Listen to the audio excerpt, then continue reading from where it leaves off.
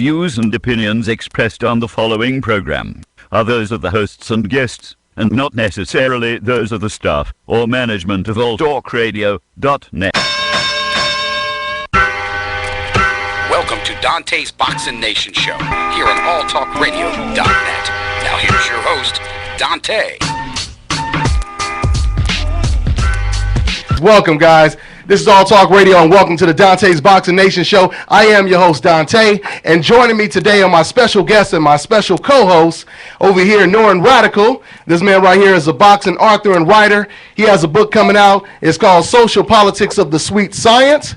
And I also want to introduce you guys on the phone is Arab King. He has one of the best channels on YouTube. Welcome to the show, guys. No doubt, no doubt. Dante, thanks to you.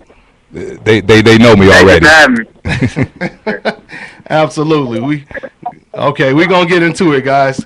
Let's go ahead and get into it. So, hey, the first thing I want to bring up, we got a whole lot of stuff to talk about, guys. I want to talk about this, all the fights that took place this weekend. We had, okay, we got a little noise going on. Okay, no problem. We had the Korean Mayfield versus Delorme. We also had Kovalev versus Agnew. And we're going to talk about all that. We also want to talk about 24/7, all of that. So we're going to go ahead and cover that up. Let's go ahead and start right now with John Pascal. There's some new news going on right now with John Pascal. Now he's a free agent. This news just came in just recently. Basically, John Pascal, he's a free agent. And like I said, there's a whole bunch of people that want to go ahead and sign him up. What do you think about that, Norrin? Do you think he should probably try to go and jump with Golden Boy, with Top Rank? What do you think? Not Top Rank necessarily, but definitely the current wave. You know, everything that Al Heyman is touching these days is turning to gold. You know, he's King Midas right now. You know, it is what it is. You know, hate it or love it. I don't give a fuck, but it is what it is. So you know, if he has an opportunity, which you know, I think John Pascal, you know, he's a veteran. He got a name out there. I think that Al would definitely be willing to do something with him, and if the opportunity presents itself, go with it. You know what I mean? Go with it. You know, the shelf life of a boxer ain't all that long. You got to maximize your situation. So I'd love to see a guy like John Pascal, you know, get the most that he can. You know what I mean? Absolutely. So what you think about that, Arab King? Did you even hear about that news? No, I ain't hear about that. That's my first time hearing about it. Yeah. But I would like to see him versus Kovalev. That'd be a nice fight. Yeah, and I think he used to fight on HBO, if I'm not mistaken. Or was he fighting on Showtime? Yeah, he's been fighting on HBO. Most of his fights have been on HBO. Yeah. Oh, yeah, because he said that he's not gonna fight Stevenson. You know, so it's not like, you know, if he if he's signed with Oscar De La Hoya, you know, it's not that many fights that's gonna get made if he goes to, you know, Showtime. But if he stays with HBO, I would like to see him versus Kovalev, because the nice thing about the 175 division right now is most of the fighters or the champs are, you know, they got a lot of flaws. You know, Kovalev, he got a lot of power, but, you know, he got horrible defense. You could hit him with almost anything, and he got a good chin though. But other than that, you know, Pascal himself, you know, sometimes he tires. You know, he throws punches and then he gasses out. And we got Stevenson. He just won. You know, he's just a left-hand fighter. And they're all good fighters, but they got main flaws. So when you put them against each other, it's going to be it's always going to be great fights. So my main fight that I really want to see is Stevenson versus Kovalev, but Pascal versus Kovalev will be great. Yeah, you know, I think because Adonis Stevenson, because he's a one-handed puncher, you know, he doesn't really use both hands. I think he would give Kovalev his best chance. Not saying that I think that Kovalev will win, but that's more of an even fight. I truly believe that John Pascal, I think he has a better chance against Stevenson because he throws punches with both hands, and Bernard Hopkins as well. But the problem is, none of those guys are really fighting with HBO. I mean, Pascal, he's a free agent, so that fight could possibly take place. But Hopkins and Adonis, with him signing with Al Heyman, that most likely won't happen, and that kind of leaves Kovalev over there by himself. I don't know who he's going to be able to face. Here's the thing with Kovalev. He's I don't know the extent of his deal with HBO, what you know, the term, but it's short term, you know. So what I'm saying is, with him and Duva, you know, that's his manager, and she's had a lot of things to say recently. But it's no problem for them to get in contact with Showtime, you know what I mean, and start making some of these fights happen if that's what they really want, you know what I mean. It's not like they're locked in, you know, long term indefinitely with HBO. So you know, it's kind of like the ball's in their court. You know what I mean? If they can put their money where their mouth is, some of those fights can actually get made. So you're saying if they really want to put it together, it could be done. It can. Right? It can be done. Yeah. No, I totally agree. I mean, so do you think that Adonis might be avoiding Kovalev a little bit, or what? It's definitely possible. Hey, listen, it kind of looks like that. It kind of looks like that. Yeah. But again, You know, go ahead, A-Rab. What you feel? you know, I think that, you know, as far as if Pascal really goes on and sign with Showtime, man, Kovalev, he need to start listening to Akon's song, you know, Mr. Lonely. Yeah, word up. But, you know, as far as Stevenson and Kovalev, the thing about that fight, he was about to fight Kovalev later on this year. But what happened when he signed with Al Heyman told him, you know, HBO is, you know, hiding some money, that they should offer more because there's money under the table that they not, you know, telling Stevenson about. And they basically, the HBO gonna be, you know, gonna make most of the money, not the fighters. So Stevenson asked for more money, and he exposed that because Al Heyman knows his, you know, Of course. he knows the money business. And when that happened, HBO basically told Al Heyman, you know, we don't want to work with Al Heyman. You could go ahead and fight, you know, Star Wars, Showtime or whatever, but we're not going to work with Al Heyman anymore. So I think it's kind of like an HBO fault, but Kovalev, he's the one who really want to make the fight. But again, I don't think Stevenson is scared of him. I just think, you know, HBO is just not offering the right amount of money because I think there's a lot of money that they're not offering the right money for both fighters, and that's why Al Heyman exposed. And that's why Stevenson is not fighting Kovalev. Hey, that's according to what I heard. And listen, and A-Rab, I totally agree, and that's why I always say that it appears, you know, it's kind of, they kind of making it look like, you know, that Stevenson is the one who's kind of reluctant. But like I said, I don't think that you know, that he's really avoiding the fight, and I think again he's willing to make it, and again I say that if his promoter and Kovalev, if they really want to get that fight, I mean, it's really not a problem for them going over to Showtime and making it happen because they're not locked into HBO like that. So I know those guys over there, they're willing to you know, to come to the table and try and make something happen. So like I said, I put it in their the ball in their court. But as for what Dontae asked me, you know, what Dontae said, you know, does it look like Stevenson? You know, just from being unbiased, you know, you just kind of want to look at it in a balanced way. So you know, you never know everything that's going on behind the scenes, or at least unless it's so well publicized, like a Mayweather Pacquiao, where, you know, we know all the details. But yeah, but for the most part, yeah, it looks like if they really want to make that fight, then like I said, they can come to the table with Showtime and it can happen. Absolutely. And another thing I want to say is, it seems to me that the HBO, they're taking this a lot more personal than Al Heyman and Golden Boy. Of course. Because you know, they have a little bit of a gripe, you know, because all the fighters have left to Showtime, and they're taking it very personal. I mean, I will say this, Adonis Stevenson, he doesn't seem like he's in a hurry to fight Kovalev. Very well put. That's for sure. And you know, he said doesn't seem like it. He said, you know, I want some money, you know, if I'm gonna fight him, etc. You know, I think he has a good chance to beat Kovalev. I mean, I think Kovalev was exposed in this Cedric Agnew fight, you know, as he was exposed a little bit in the Ismail Salik fight as well. But you know, but this fight, I think he was exposed just a little bit more, though. So let's go ahead and talk about that fight that just took place this weekend. Like I said, man, Kovalev basically, you know, he came after Agnew. Agnew, he started the first round off laying on the ropes, And when he was laying on the ropes, he was able to counter Kovalev very easy.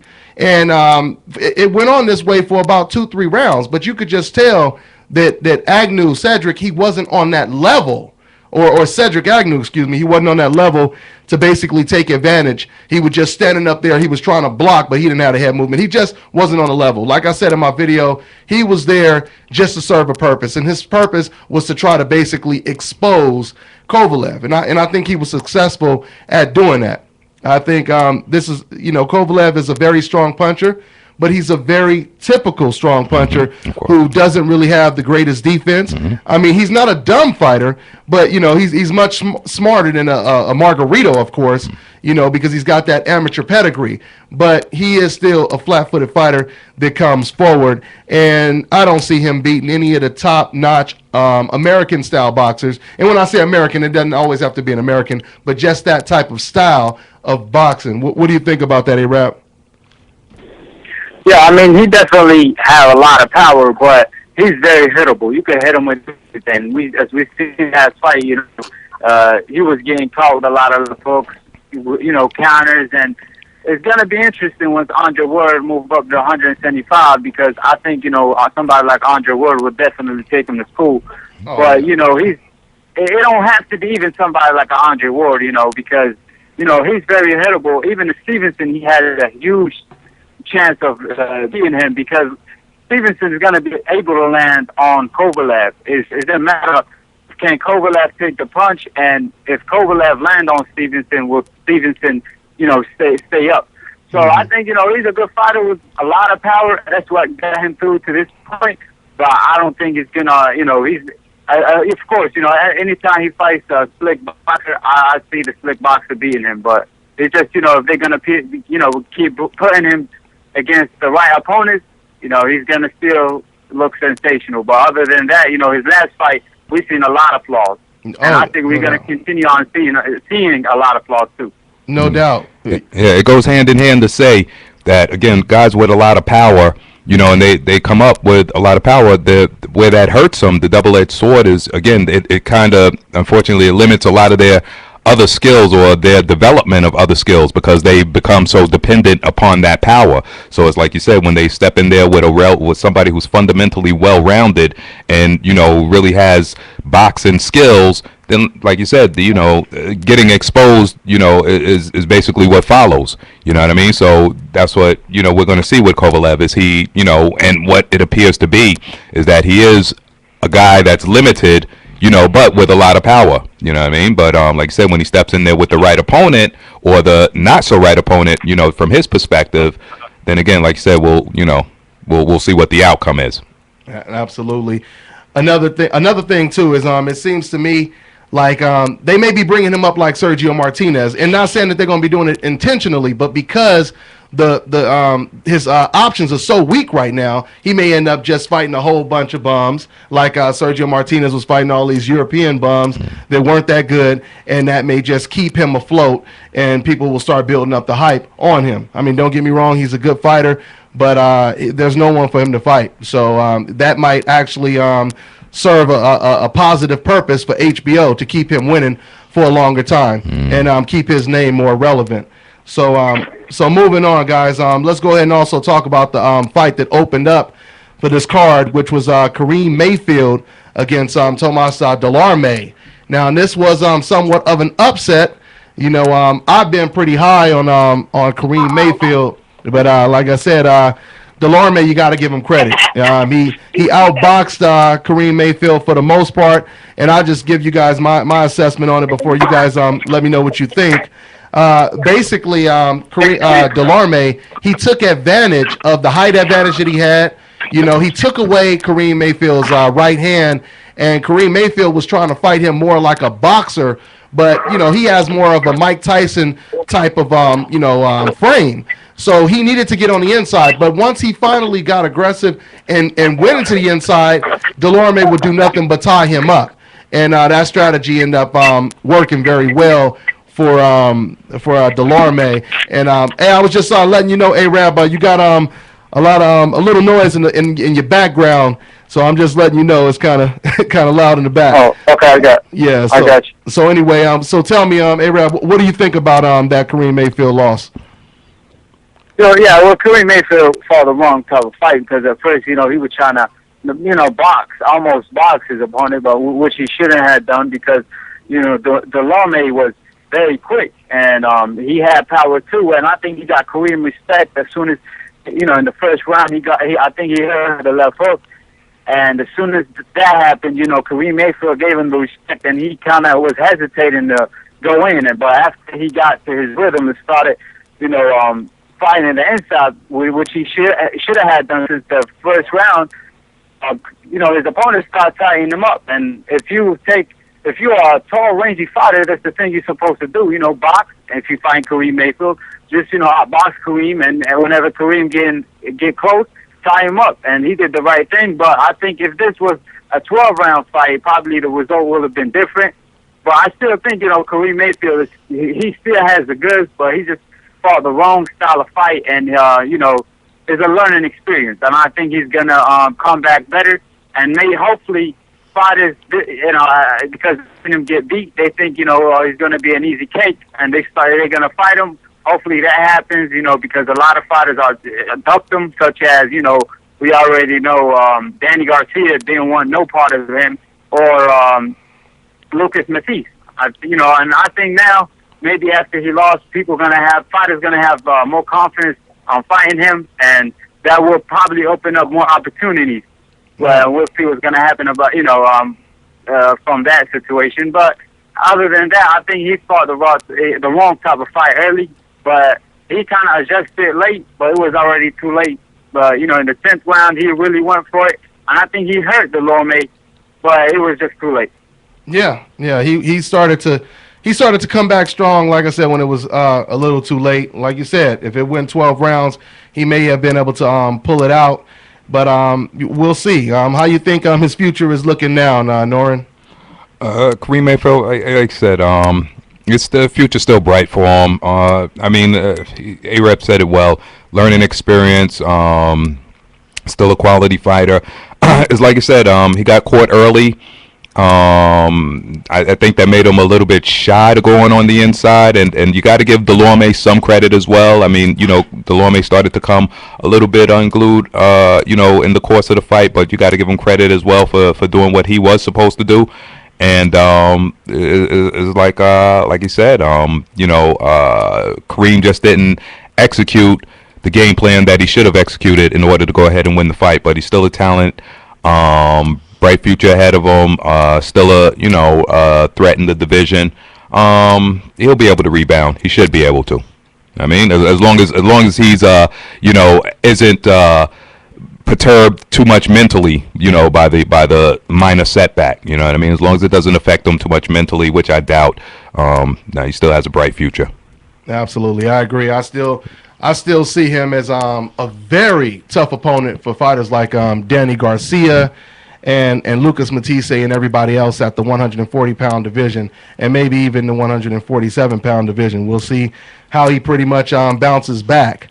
Another thing I wanted to bring up real briefly is just reading all the latest news. Today, Leonard Ellerbe, he was asked what does he think about a fight with Mayweather versus Keith Thurman. And, it was pretty quick. Ellerbe, he just basically said that the dude is not ready. He ain't fought nobody, and, he needs to fight somebody if you want to be in the Mayweather sweepstakes.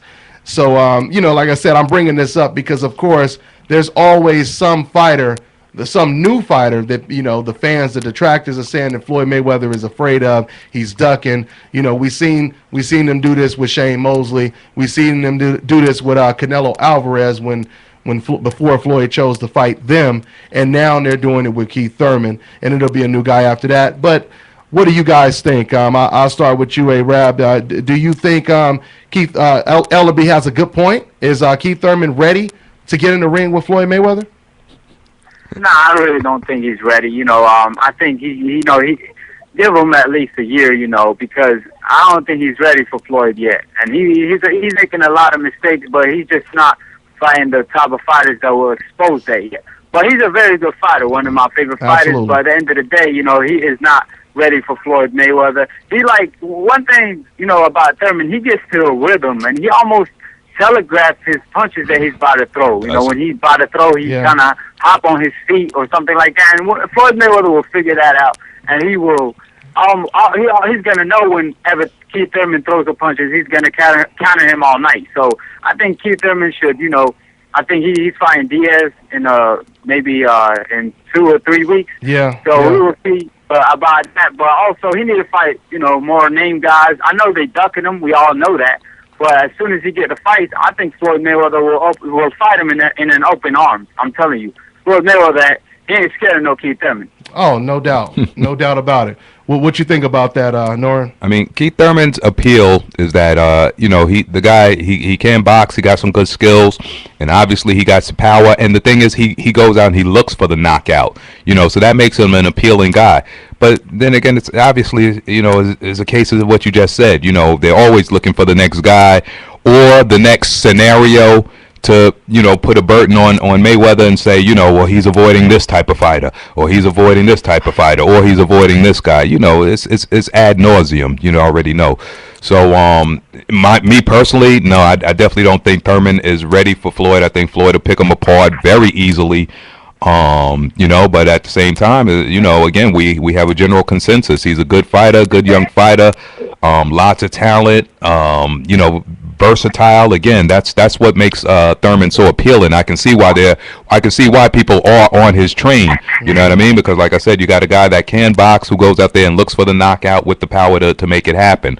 But he's not ready for Floyd, and Floyd definitely, again, from everything I can see, and my vision is pretty good. Definitely not avoiding the guy. You know what I mean? Go out there, make a name for yourself, and it can happen. You know what I mean? But again, all the props in the world to Keith Thurman to one time. You know what I mean? Yeah. And also, when Keith Thurman called out Paulie, when Paulie was in the press, and he was like, I want to fight you next or something like that. And then Paulie was like, you don't bring enough money to the table. And then people was laughing at Keith Thurman, talking about, they laughing at Keith Thurman. Nobody brought up, Paulie's ducking Keith Thurman or something like that, And you're going to say Floyd ducking Thurman? Yeah. I mean, come on, man. When Paulie Malignaggi said Keith Thurman doesn't bring enough money to the table, and you don't say nothing about that. Yeah. And then but you bring up Thurman versus Floyd, and you know damn well that if Thurman don't bring enough money to the table against Paulie, what the hell he's going to bring against Floyd at this point? Exactly. But yes, if he keeps on winning and keep beating guys like, maybe he fight Porter down the line and win that title, or fights Maidana after Maidana loses to Floyd, then it could happen, And I'm telling you, Floyd Mayweather will take the fight in open arms. Because that's a great way to leave, to retire from boxing after being a strong puncher with skill like Keith Thurman, who's being ducked. And we already know everybody at 147 don't want no part of Floyd Mayweather. Oh, absolutely. No part of Keith Thurman. No part of Keith Thurman. Yeah, absolutely. And just like Floyd Sr. said, man, the quickest way to get knocked out is trying to knock somebody out. True indeed. I thought that was an excellent quote. Another contradiction is, you got to look at it this way. When people were saying that Mayweather was afraid of Canelo, everybody was, all the detractors, of course, saying he was ducking Canelo. He's scared. He's chicken. He's running crazy. Soon as Floyd Mayweather signed the contract, all of a sudden them same people said, oh, he's only fighting him because he knows he could beat him. He's only fighting him because he knows that this guy doesn't have the experience, et cetera, et cetera. So we know what time it is. That's just what it's going to be in the sport of boxing. Yeah, and the same situation when he fought Mosley. Before he signed to fight Mosley, everybody was talking about, oh, he's scared of Mosley. And they would say, he don't want to fight Manny Pacquiao, but Manny Pacquiao turned the fight down with Mosley. And then they were saying, Floyd, why you don't fight Mosley? He's a champ at your division. Why you don't fight him? This and that. And then when Floyd Mayweather, signed to fight him, guess what? They started. He's old. He's old. As soon as he started, he signed to fight. Like, really? Yeah. We know how that goes. Yeah, he won old 2 days ago, but as soon as he fought Yeah. him, you know, oh, he's old. He wasn't old when he was whooping Margarito's ass. Yeah. Yeah, already. Yeah, most definitely. We know what time it is, man. So speaking of Keith Thurman, since we were talking about that, what do you guys think about this Julio Diaz fight? Let me just give my assessment just real quick on Julio Diaz. You know, Diaz, he done been on a hell of a roller coaster, man, because at one point it looked like his career was over with. You know, he had knockout losses back to back. You know, he kept losing. All of a sudden, he gets in the ring with Sean Porter, and Sean Porter is supposed to just run over him like he's nobody. But lo and behold, Diaz, he makes the fight competitive to where it was a draw. Then they fight a rematch, and of course, Porter, he beats him, but it was still a competitive bout. And then Diaz fights Amir Khan. And when he fights Amir Khan, he knocks down Amir Khan, and that fight is like Ali Frazier because it's that competitive. So now he's getting in the ring with Keith Thurman. I mean, what do you guys think about this fight? Go ahead, A-Rap. Well, that's why I like this fight, because I want to see how's Thurman going to do against Diaz. I mean, I know a lot of people saying Diaz is a shock fighter now, but again, you know, he did well against Porter, but then Porter came back and beat him easy. He gave Amir Khan hell. Yeah. We already seen what he made Khan look bad, and so I want to see how Thurman going to look. I want to see if Thurman going to be able just to walk over him or, you know, knock him out easy and make it look easy. And that's what I'm looking forward to. I think he could do it, but again, I won't be shocked if I see Diaz do well here and there. But I think Thurman will beat him, and I think he will stop him late. But I think it's a good fight, though. It's a good comparative fight. Yeah. I don't think Thurman's going to make it look easy. I think Thurman is going to make it look impressive. I think, again, like you said, Diaz is one of those guys, like you said, he's been through wars, but he's one of those guys you just can't ever count out, and you kind of don't know what you're going to get out of him. You know what I mean? From fight to fight, you know what I mean? Which guy's going to show up? Like you said, the shot-worn guy, or a guy that's going to go out there and, you know, and like I said, and give the guy all he can handle. So I think Diaz is going to get up for the fight, but again, it ain't going to look easy for Thurman, but it's going to be impressive. And I agree, mid to late stoppage for Thurman, impressively. Yeah, I think he definitely needs to knock out Diaz to really impress everyone. You know, I mean, especially after all of Diaz's previous fights, how you know he's been competitive with everyone. You know, and that would definitely make Thurman's stock go up even higher. You know, and he'll get closer to that sweepstakes of Mayweather if he can go in here and just knock this dude out. Absolutely. But at the same time, it's a double-edged sword because then more people are going to be afraid to get in the ring with him, right? So anyway, yeah, definitely. Yeah, so let's go ahead and move on, guys. To let's talk about the undercard though, the Matthysse versus Molina. Yeah, absolutely. No, is it Molina or what's the guy? I don't know if it's on that card. I know Matthysse is fighting John Molina, but I don't even know. Is it on that card? You know? I don't. Yeah, it's on the undercard. Yeah, it is on that card. Okay. It's on the Thurman. Yeah, it is on the Thurman. People think that they're trying to build a fight between Matthysse and Thurman because they put him on the undercard, which I don't think is going to happen. But you know, that's probably what they're trying to do. Yeah. So, I mean, what you think about that fight then? Now, the Matthysse versus John Molina. Fireworks. Yeah. I mean, I think that, you know, that fight might not last a round, or it might be a tough fight. But I really think that, you know, seeing him getting knocked out easy against DeMarco, maybe he didn't see the punch coming, but, you know, he came back and beat somebody like Mickey Bay. Yeah. You know, he took a hell of a punishment, and then he came back late and knocked him out. But I think Matthysse is a different animal. He got a crazy chin, so I don't really see Molina moving up in weight, hurting somebody like Matthysse. But, I mean, I see Matthysse as soon as he lands, he's going to do some serious damage. So I won't be surprised if he knocks out Molina in the first round. But, I mean, if it goes, you know, if it goes to distance, but I see Matthysse breaking him down to the body, upstairs, until he get him out of there. That's how I see it. Hey, when I said fireworks, I was talking about the possible Matthysse versus Thurman. I see that is being some fireworks. Matthysse. Both of them would be. Yeah. This undercard fight, Matthysse and Molina. Matthysse should handle his business. He should handle his business in that one. Yeah, I mean, he should handle his business, but at the same time, though, John Molina, he might be a dark horse in this fight because leading up to this fight, he was known to have the best chin. Like one of the best chins in the sport. And he showed it against Mickey Bay. He showed it against Hank Lundy. He showed it against a lot of fighters. That type of person is willing to walk through all your punches, and then eventually, once you're tired of hitting his ass in the damn head, he come back and he knocks you out. So, I mean, I'm leaning towards Matthysse, but, this is an iffy fight because, it could be a situation where Molina could get knocked out in the first round like he was against DeMarco, like he got knocked out against DeMarco, or it could be a situation where like Mickey Bay. Yeah. And Matthysse, he's never really fought a guy who is that durable. He's usually, used to being the only person durable. So, like you said, though, as well, Norm, we don't really know, or I don't know if that was you, A-Rap, but we don't really know how John Molina is going to be able to adapt to moving up in weight. Can he carry that power? Because he has a lot of power and he has the chin. So, and just real... Yeah. And the thing, when he moves up a weight, he's fighting somebody who hit hard at 140.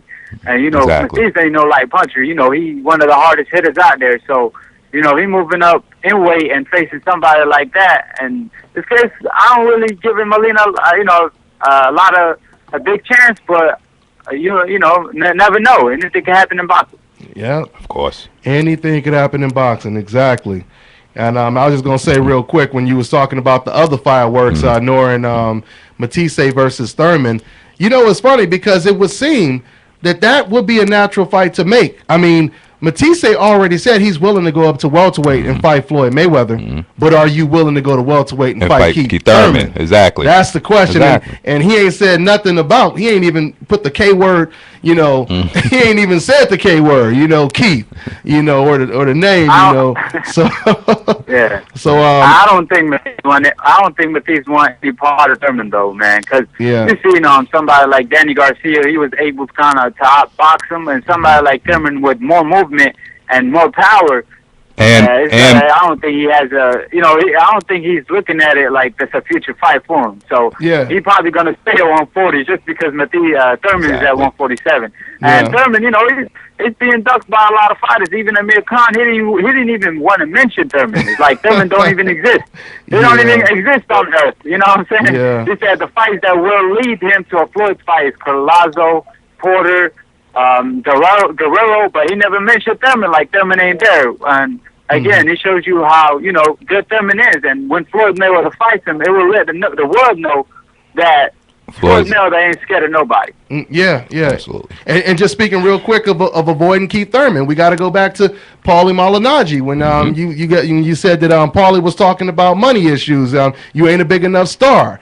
Now all of a sudden, no, but I'm saying real quick. Now all of a sudden, Keith Thurman, he is a star. He is big. He's the next big thing, and we ain't heard Paulie Malignaggi. We know how that fight will play out, but we ain't heard him say nothing about Keith Thurman now. My point is, when you make them excuses, eventually you're gonna run out of excuses. So exactly. Keith Thurman is definitely high on the list when it comes to being avoided.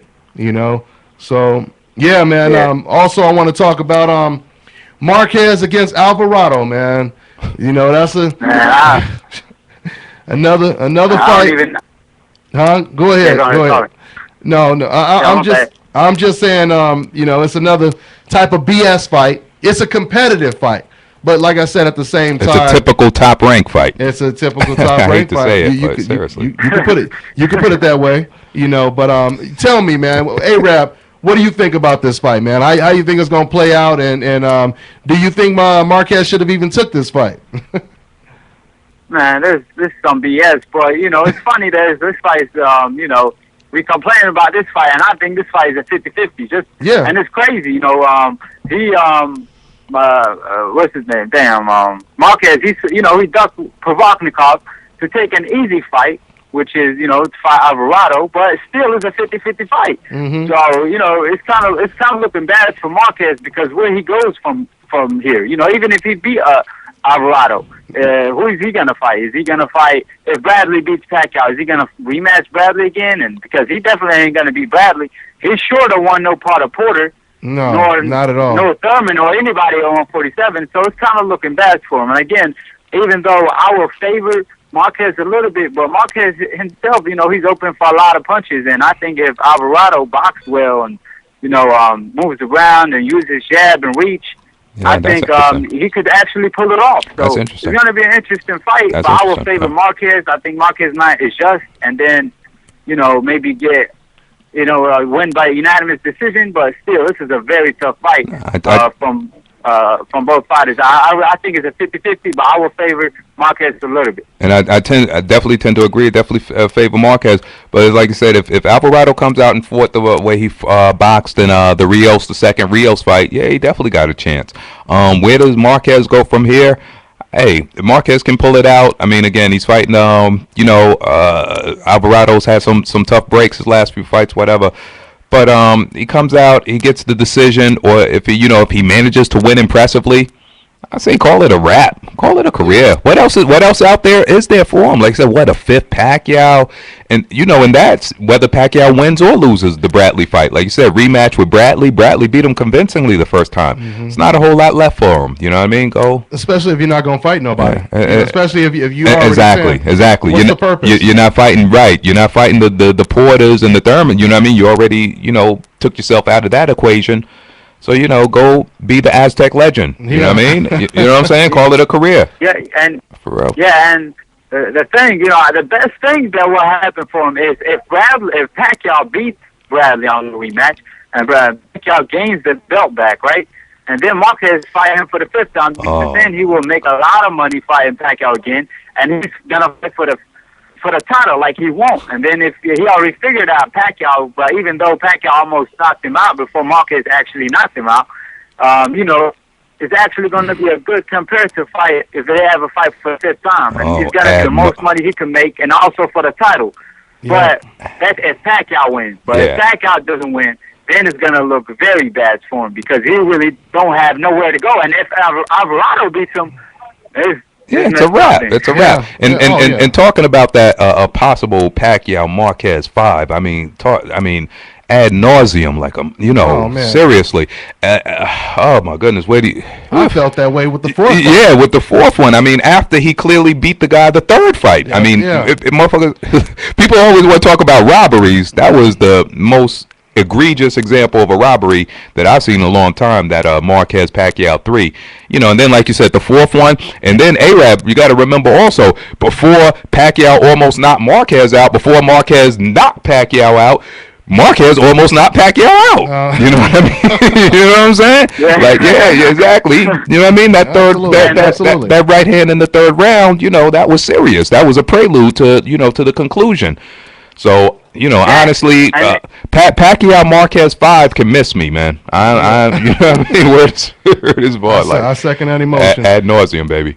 Yeah, and not only that, but Marquez has much more to lose in the fifth fight with Pacquiao, because if you go in there and you lose, that erases the amazing knockout. Absolutely. So I mean, if I wouldn't do it. You might as well just retire. If the only person you want to fight is either Pacquiao a fifth time or Bradley for a rematch, you might as well just retire, because I mean, if you're trying to keep your legendary status looking, a certain way, you don't want to go out with that type of loss, so because if you lose to Pacquiao or Bradley, it looks very bad on your resume. And just imagine this, and we jump to the next train.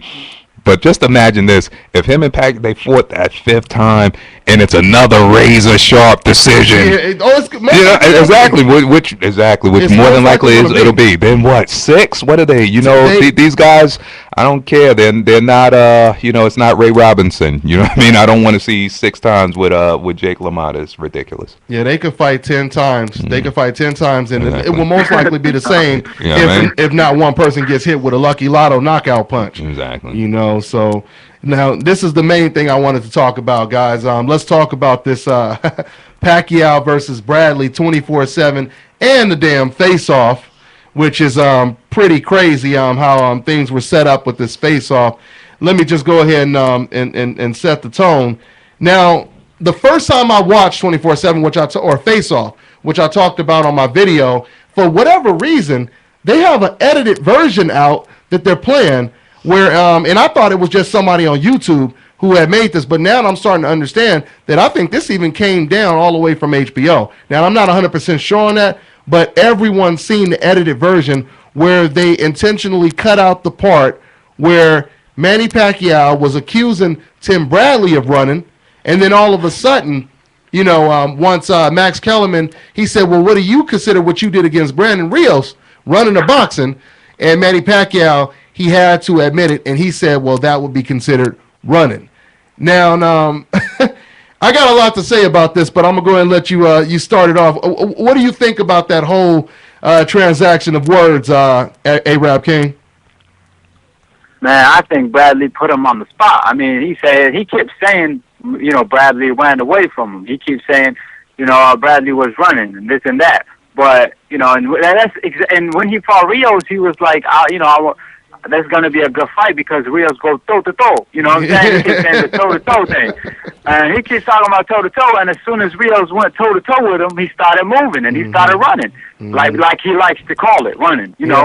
And then, you know, Max Kellerman, he's the one who actually put him on the spot, saying, what about the Rios fight? And he looked dumb because he was like, we call that boxing here. We call that boxing here, but over there we call it running. Like what? What are you talking about? Yeah. I mean, he was just looking dumb, and this is not the first time he ever done it. He was against Margarito. He did the same thing, and people are gonna say, "Oh, he only ran against Rios because he came off a knockout loss, and you know he was trying to gain his confidence back." But he did it that against wasn't the case, you know, against Margarito. Margarito, he came off a knockout against Mosley, and Pacquiao was on a winning streak, and he was moving and he was running like people like to call it. I mean, if you're gonna say Floyd Mayweather, Rigondeaux, Andre Ward run, you gotta say Manny Pacquiao run. And the thing about it, Manny Pacquiao admitted himself. He said it. Yeah, I ran against Rios. Yeah. At the end because he had no choice. Bradley put him on the spot. Yeah. Bradley put him on the spot, and that's the thing, Max. You know. And when I made a video about it, you know, it was like, you know, after the Rios fight, I made a video just to see what people was gonna say. I never said Manny Pacquiao ran. All I said is, if you're gonna say Rigondeaux, Floyd Mayweather, Andre Ward run, you got to say the same thing about Manny Pacquiao. You got to be consistent with what you say. Exactly. And that's the thing, you know. Pacquiao keep talking about Floyd Mayweather run, but he can never point it out. When he was on first talk with Rios, when he told Rios, you know, Floyd Mayweather runs. That's, you know, he don't like Floyd Mayweather style, this and that. And Rios told him, when did he run? He asked Manny Pacquiao a question. Point one time when Floyd Mayweather run. And he didn't. It shows you that Manny Pacquiao is just not an intelligent, you know, as far as he's just listening to the casual fans. Exactly. But the problem is, he making himself look bad because you got to watch what you say in front of the camera because it's going to come back and bite you in that ass. Because, you know, a hater could say whatever he wants. You ain't gonna find them when the truth come out. Yeah, you know what I'm saying? You sure ain't. Well said. You sure ain't. Sure indeed.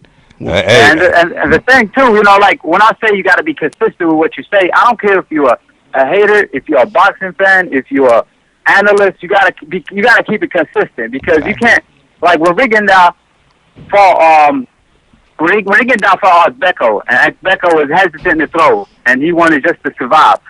You never. You know, the Lampley, he always talking about Rigondeaux is afraid. He don't want to throw punches. He should take more chances. But when Dontae'S does the same thing against Nonicho, whatever that Chinese guy name, I forgot his name. Nonicho. I don't know how to say it. Yeah, Nonicho. Yeah, whatever that dude.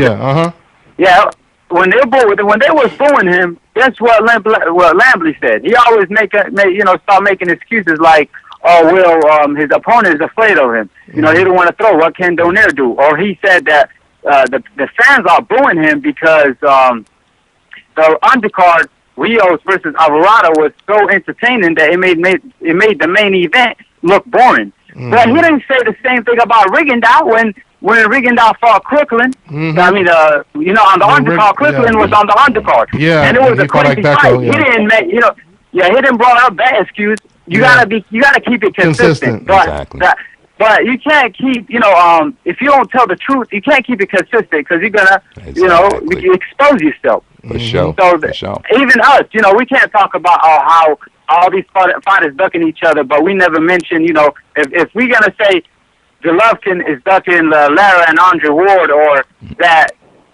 Cruz and Donaire are ducking Rigondeaux. We can't say all that, but we never mentioned Mikey Garcia ducking the shit out of Gamboa, right? Yeah. We got to keep it consistent. Yeah, and if you don't tell the truth, you know, you can't keep it consistent. That's the problem. Yeah. You got, all these fans saying Bradley runs or Floyd Mayweather won, but they don't say the same thing when Manny Pacquiao does the same thing, even worse, because when he moves uncomfortably. You know, he don't move like he wants to. He moves because he has to move and get away from his opponent. Floyd Mayweather move whenever he wants to move. He controls the pace, and he do whatever he wants in the ring. That's the difference. Yep. No doubt. And, hey, Arab, you know what we call that? I mean, it's a perfect segue, because just to take it a little bit deeper, that's that perception that we're always talking about. And what we call that, those are the social politics. Because you can't fault the boxer. You can't fault, at least I don't fault, when Pacquiao gets in there, and like you said, he's coming off a fucking devastating knockout, like what he experienced, and then he gets in there with Rios, and he's boxed smart. He boxes intelligently. I applaud him. I salute him for that. But then, like you said, we tell the truth. So we're consistent. So we've been saluting and applauding Floyd Mayweather, Andre Ward, Timothy Bradley, Guillermo Rigondeaux. We've been, applauding these guys and beating the drum for these guys, and the importance of it taking intelligence and IQ into the ring. So we've been saying that all along. But when I see a guy like Pacquiao, who that's not really, his style or his MO, but when I see him fight an intelligent fight or do intelligent things in the ring, I applaud it. Yeah. You know what I mean? But like you said, it becomes almost a detriment, because now, like you said, you got to put up with the, the casual idiots and, and the biased commentators who, on one end, they're beating the drum for, this guy, he's aggressive and all this other stuff, and, and bloodthirsty for the knockout. But then when the opposition fights intelligently, they get, they get condemned for it. You know what I mean? But then when the same guy who they've been rooting for all along takes a page out of the intelligent boxer's book and fights intelligently, as opposed to going out there and foolishly and haphazardly seeking the knockout, and like you said, Big Floyd said, the fastest way to get knocked out is to look for the knockout. When their fighter abandons that and goes and fights an intelligent fight, then all of a sudden the intelligent style of fighting becomes, again, something to applaud. Well, why you ain't been applauding it all along, when these guys who built careers off of fighting that way? 1908, Jack Johnson. All day. You guys go back and watch that documentary, and it's just sad. Jim Jeffries. Yeah, Jim Jeffries. It's sad that what we're talking about right now is exactly what was going on for sure in 1908, over 100 years ago. So, another thing I want to say, we're talking about this right now. Like you said, they try to condemn it when Floyd or Rigo is doing it, but then all of a sudden it's considered intelligent when Pacquiao does it. What fans don't understand, the Pacquiao fans, they think that when we make our videos and we expose the contradiction that Pacquiao made, we're trying to say it was bad that he is a runner. No, we're not calling him a runner. We're saying that's what you guys called it. And now, what do you say when your own fighter is saying it out of his own words that he was running? Hey. We look at the sweet science. We know what boxing is. You know what I mean? We know what it takes. We know you have to be versatile. We know if you fight one single way every single time, eventually you're going to mess around and get knocked out, because people are going to notice your pattern.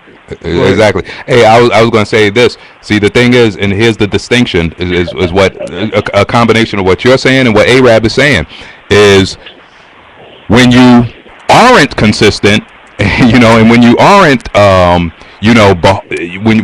you don't base everything that you say on the truth consistently, then guess what?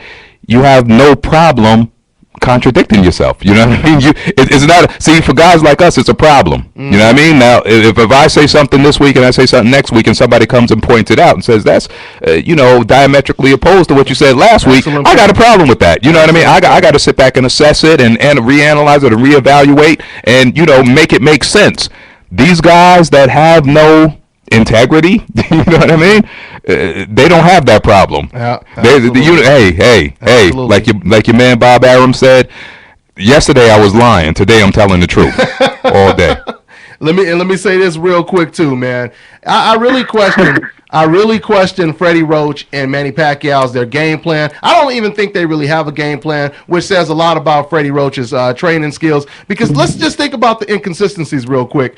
When Manny Pacquiao, before he fought Marquez, he went in that fight, and everybody thought Marquez won the third fight. Everybody said that Manny Pacquiao, he wasn't aggressive enough. So Manny Pacquiao said, okay, now I got to be more aggressive. I want to fight him a fourth time so I can be more aggressive. He fights him a fourth time. Now he's too aggressive. He gets knocked out. He says, I was too aggressive. He fought against Tim Bradley, and he said, I wasn't aggressive enough. Now I got to be more aggressive. Right? And I just seen an article just the other day where now Manny Pacquiao is saying, I need to outbox Tim Bradley for the whole fight. So, man, I don't think he knows if he's coming or going, and we're going to see, man.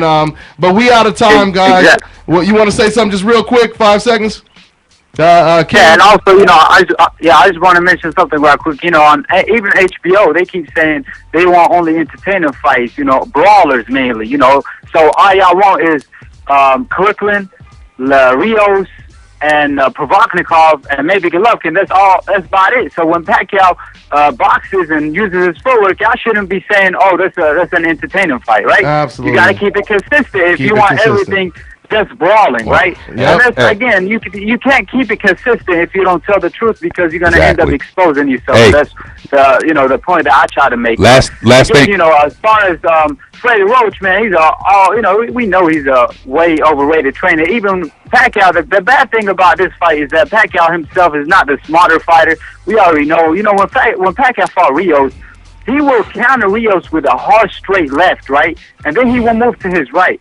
But the problem, he will move it to his right. He kept doing that the whole night, and he never followed up because when he was doing that, he was mainly avoiding he was trying to avoid the counters. But Rios counter you. Yep. True. Yep. Hey, last thing, guys. One thing we can give them credit for: they are consistently inconsistent. There you go. That's a wrap. There you go. Exactly. That is a wrap, guys. Well, thank you guys for tuning in. Once again, thank you to all of my guests, Arab King, Norton Radical. We see you guys next week, Tuesday. Take care, guys. Good day.